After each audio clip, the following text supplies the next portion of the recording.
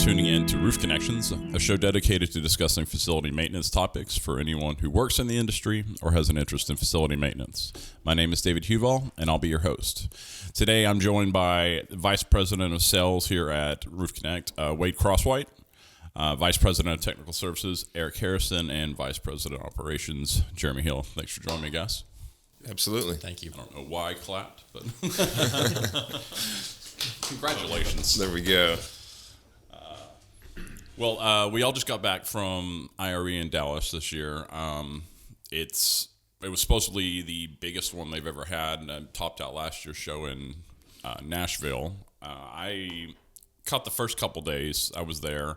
I went and saw the keynote speaker, Charlotte Jones, who was the marketing ambassador or brand ambassador for the Dallas Cowboys. That was a pretty interesting speech. I don't know if any of y'all went to that. That was pretty good. And then the trade show was gigantic this year, I felt like. What are some of the takeaways y'all got from the show this year? Yeah, I mean, the biggest thing is, it continues to grow. This year was my 10th year to go to the show, and Dallas is, they touted it was the biggest one that we had. So, but it continues to grow. The vendor booths, there's a lot of new innovation out there, whether it be with the technology as far as how we process data. You see a lot more of that at the shows than what we've seen in the past, and then just the equipment that the manufacturers are coming out with, and the new type of material. So just a lot of new things that we get to see every year. Yeah, it seems like the NRCA does such a good job, and of course you get to meet with all the manufacturers and find out best practices. But to me, and the classes are great. If you take your career serious, you need to be there. But I really think technology for information seems to be the theme. Everybody's trying to figure out ways to gather that information and give it to the end customer, where they're not having to climb up on a ladder or a hatch to get there and see this. And it continues to get better and better. That was my takeaway. I saw the same things. Like Jeremy said, it has grown. I've been going there for years, and this was by far the biggest one. I know there was a little lull in the 2010 to 2015. Attendance may have dropped off then, but we've really seen it bounce back the last couple years. And the same thing with the innovation, the technology. It's like roofing has been one of those industries that it's not terribly sophisticated, but now we've seen the industry as a whole adopt technology, and everything really in this world is data driven, and we're seeing roofing really adopt that as well. Yeah, I think the first one I went to, there was like two like work order management companies there, and then maybe an estimating takeoff type deal, and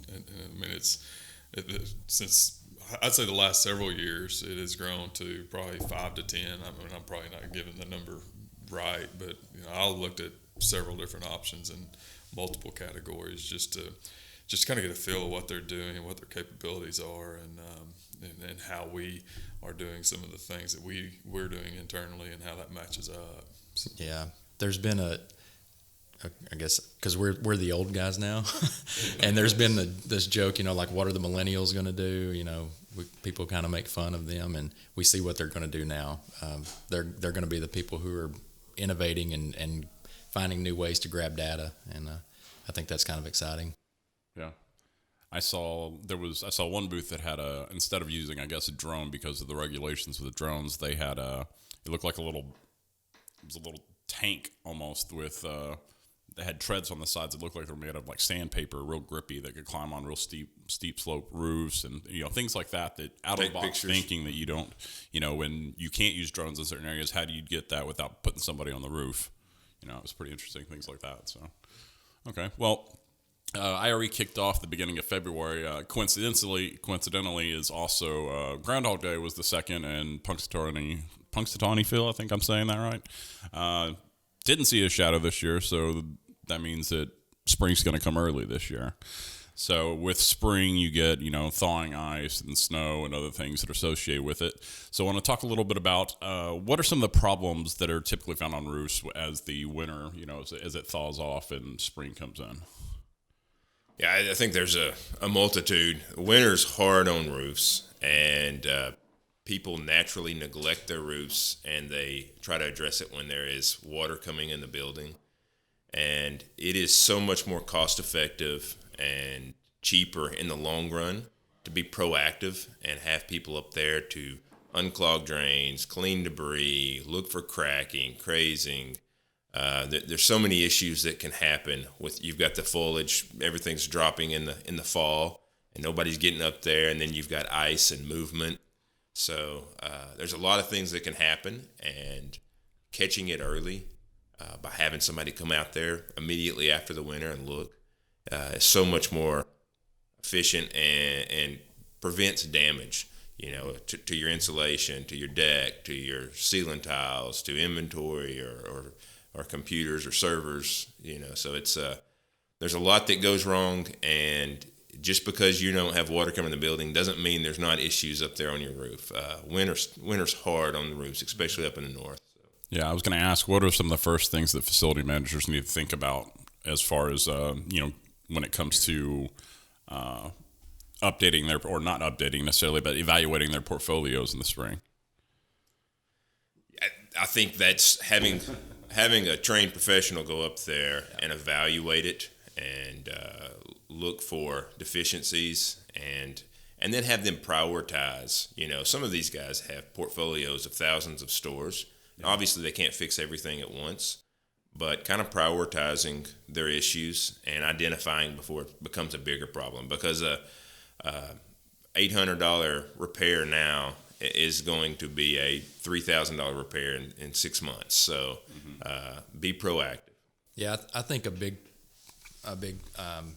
priority going into spring is going to be, drainage is priority. You got to get the water off your roof, and what you want to do is make sure because like Wade said, you're going to have a lot of foliage. You're going to have leaves that have dropped.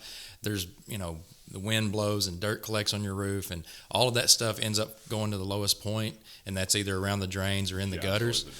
So get it out of there, because in the spring, for the most part of the country, that's the rainy season. So you're going to have a lot of rain. You need to get these anything that's going to block your drains or block your gutters. You need to get that stuff out of there so the water can get off your roof. Because if it's not able to get off your roof, it's going to back up. And as it backs up, it's going to find a way to get into the roof. And worst case scenario, water's not getting off the roof, and at some point you're going to have a structural issue. So that's my advice would be priority is get somebody up there, a professional, to check your drains, check your gutters, and then let's check the rest of your roof to make sure you're intact. Yeah, and the process is different based on the region that you're in. Yeah, and Wade mentioned it that the northern areas are going to have more extremes from the cold. The southern regions are going to have more extreme issues with the foliage. So, having someone that is based in that area or has knowledge of what that region does to the roof, there's going to be some commonalities on what they look for. But how those extreme weather changes affects that roof is good tribal knowledge for the local people as well. Yeah. This is one of those points where you would want to, a facility manager with, especially with a large portfolio of roofs, would want to have some kind of maintenance program set up. Like I know we have one set up with the Sheridan School District, correct? You want to tell us a little bit how we help them? Yeah, we walk the roofs in the spring and fall, essentially. And as soon as winter's over, we try to get guys up there, evaluate it. And what we do with them is what we call a leak-free program. So we guarantee the roof leak-free. And if there is a problem, we run the call for free. So what we've done is we've vested ourselves where we don't want it to leak. We try to make the repairs ourselves correct the first time. Lines our incentive up with the district's incentive, and that is no leaks.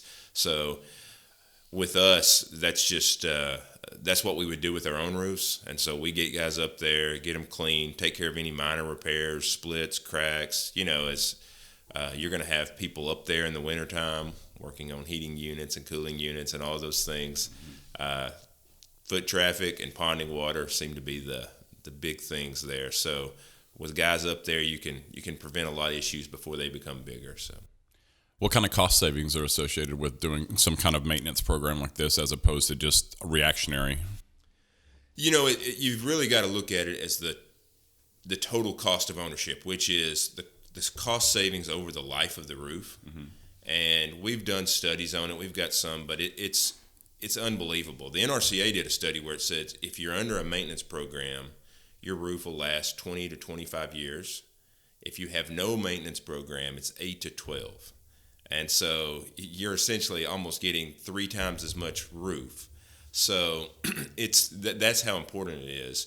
And what the real calculation is the cost of your roof, the cost of the repairs and the maintenance program divided by the life of the roof. And if you're getting 25 years out of your roof, and you're having to spend an extra $3,000 or $4,000 a year because of a maintenance program, it is well worth it. So what we generally see is people are spending $12,000 to $15,000 a year on a roof because they're having to replace them so quickly. So the key to saving money in roofing is extend the life of the roof and change that bottom denominator. So anything? No, I would agree with that. And we also, every day we're putting on roofs for customers and they're wanting a 15 or a 20-year warranty.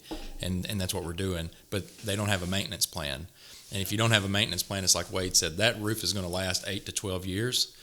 And your 15 or 20-year warranty does you no good at that point if you're not maintaining that roof during the life of it.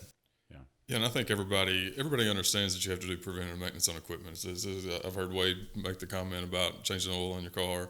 I came from an environment where we were doing preventative maintenance on equipment just so the uptime would stay up.